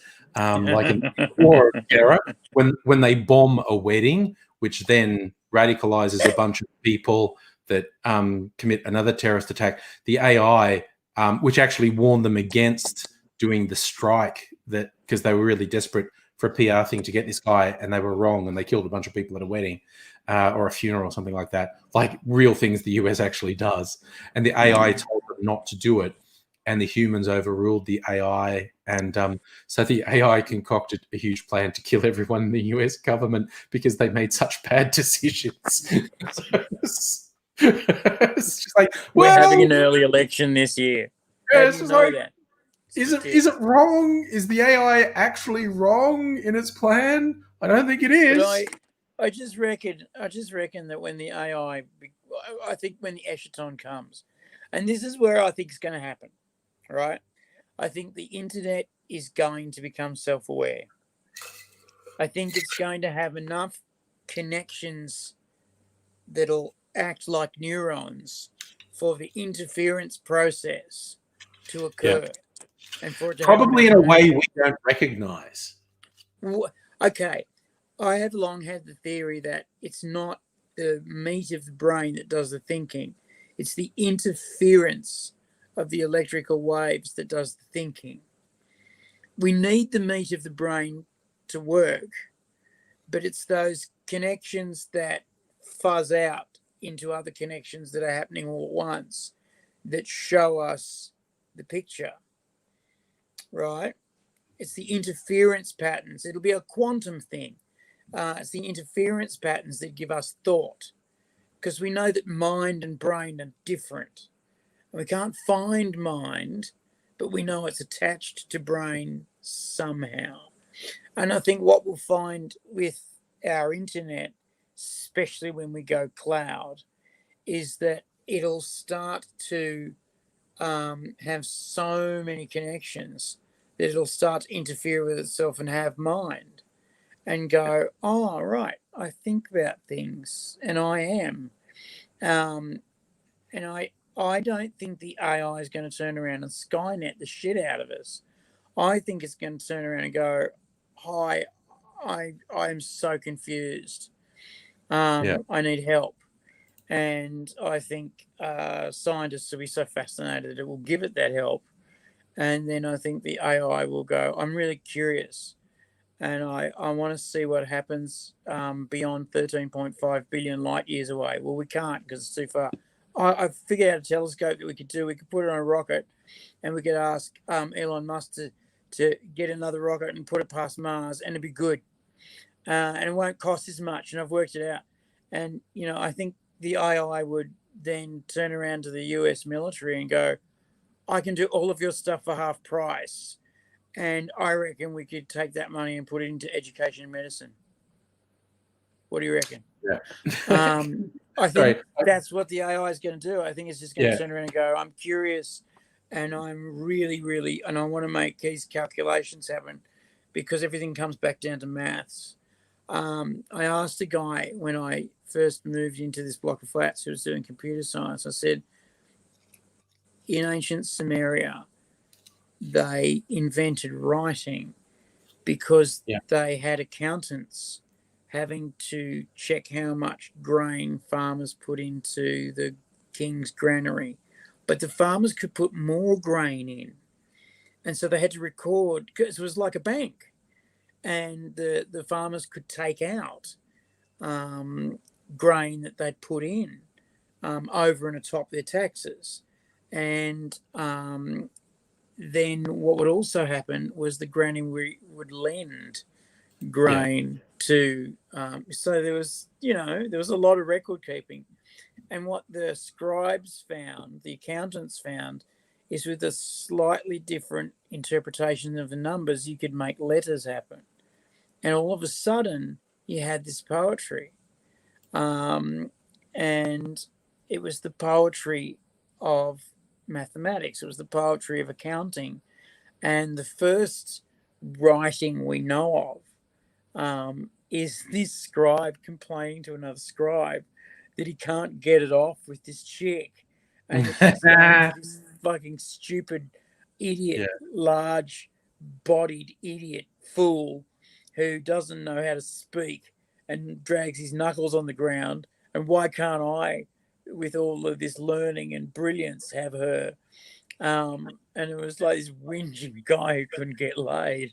And it was like, that was the first piece of writing we had. It was like, that makes sense. Nothing's changed. And I said to this guy, what is the poetry of code? It's all mathematics. What is the poetry of code? And he went, I don't know. And it took me years, and I worked out it's games. It's video games. That's the poetry of code. That's a nice way of looking at it. And it's almost bedtime, and I just want to address a couple of things. I like Stella's input. Well, if AI is not going to be Skynet, it's going to be Marvin, the depressed android from the Hitchhiker's Guide to the Galaxy, or if the internet becomes self-aware, it'll be an incel Nazi. So it's just my favorite thing for Marvin was always when I think it's Arthur and Ford are reading the brochure from Sirius Cybernetic Corporation, like, your new robot with, GPP. What's that? Genuine people personalities. And Arthur goes, oh, sounds awful. And then Marvin comes in. It is. It is. It's just awful. It's oh, dear. I was waiting in a car park for 15 million years. Yes. And The all first I 10 get. million years were the worst. Then the next 10 million years, they were the worst too. After that, I went into a bit of a decline. It's just Oh, fuck, I love Douglas Adams. Jeez, he was good. like, He died and George Bush lived. yeah, What there's the no fuck? justice in this world. I mean, What the fucking fuck? Dick Cheney's still alive. How's that? That guy had an artificial heart for almost 2 years, which was hilarious because that meant Dick Cheney was going around looking like Dr. Evil in a wheelchair, and no heartbeat because the artificial hearts don't pulse. They're a constant pump. So if you like felt for They're him, he had turbine. no pulse. So he's this terrible. No, not Doctor Evil. Fuck it. He was Doctor Strangelove.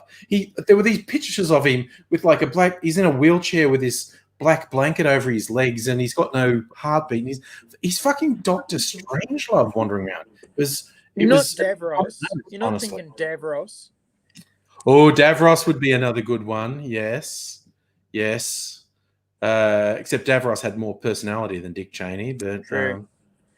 Which was the Dick Cheney that shot the accountant in the face?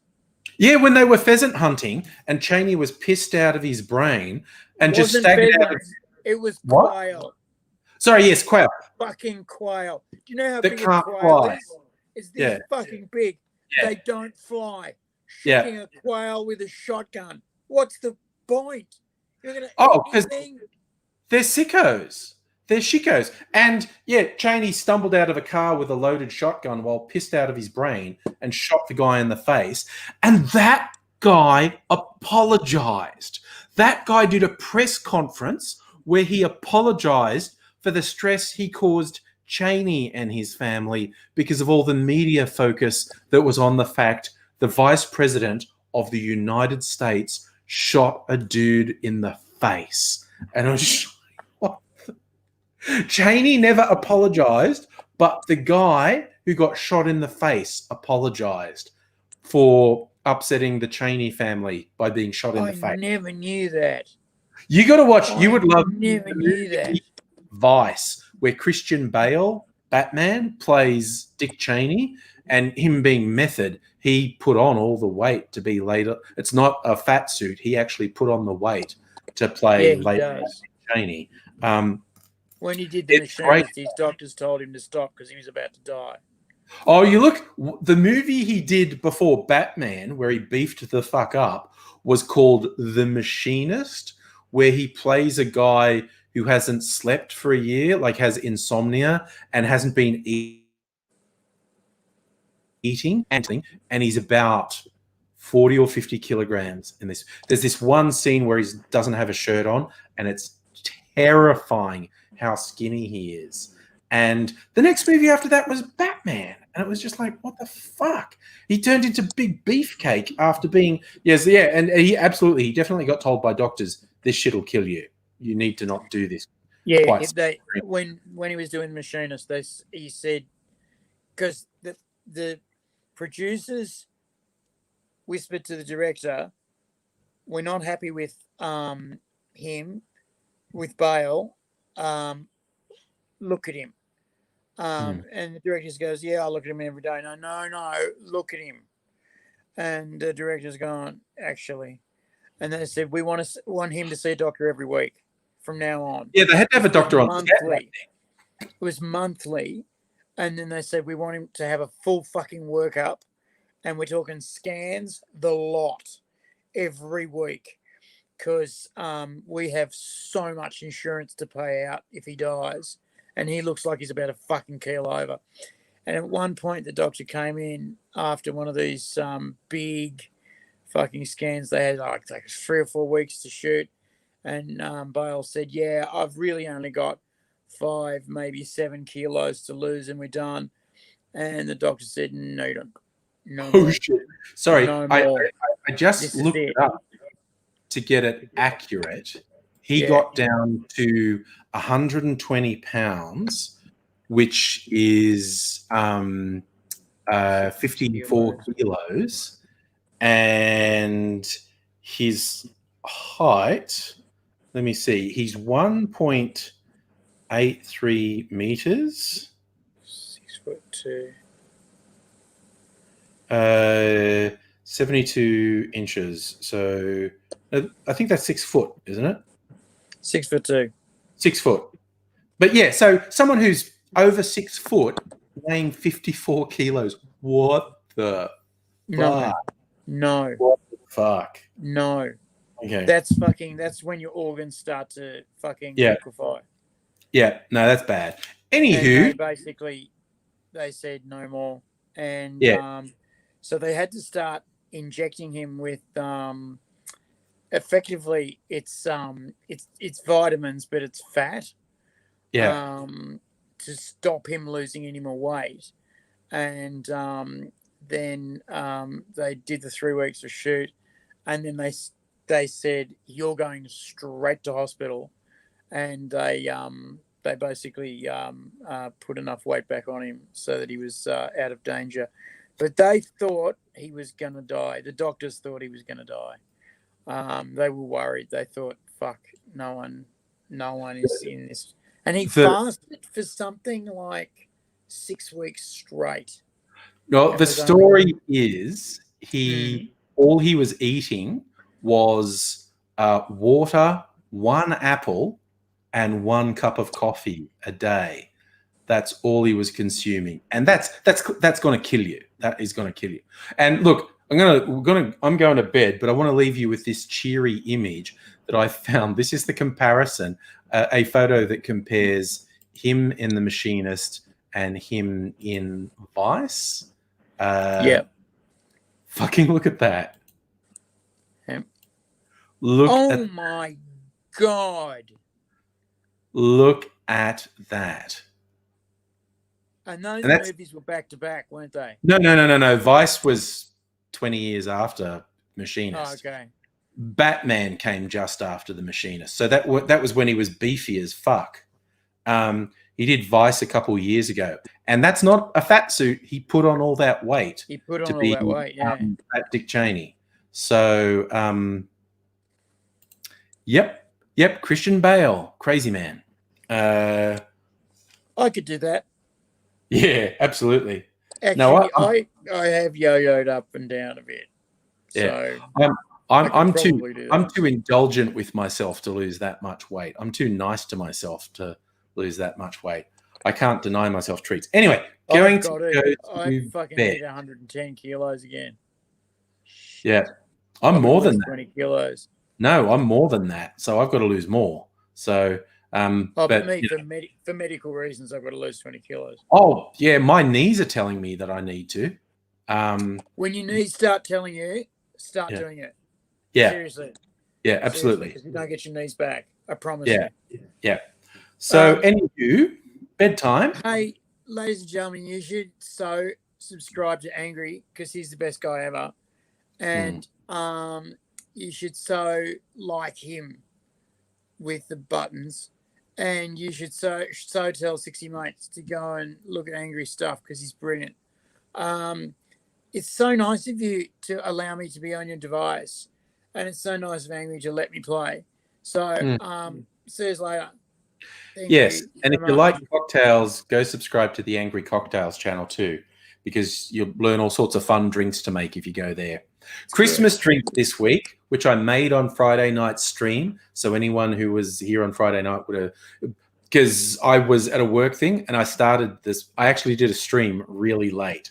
I started really late. So anyone who was here would have seen those, but 3 Christmas cocktails coming this week. You want some interesting Christmas cocktails. But anywho, good night, fabulous people. See you another time. Not tomorrow night because I'll be taking tomorrow night off. But during the week, most def. See you all.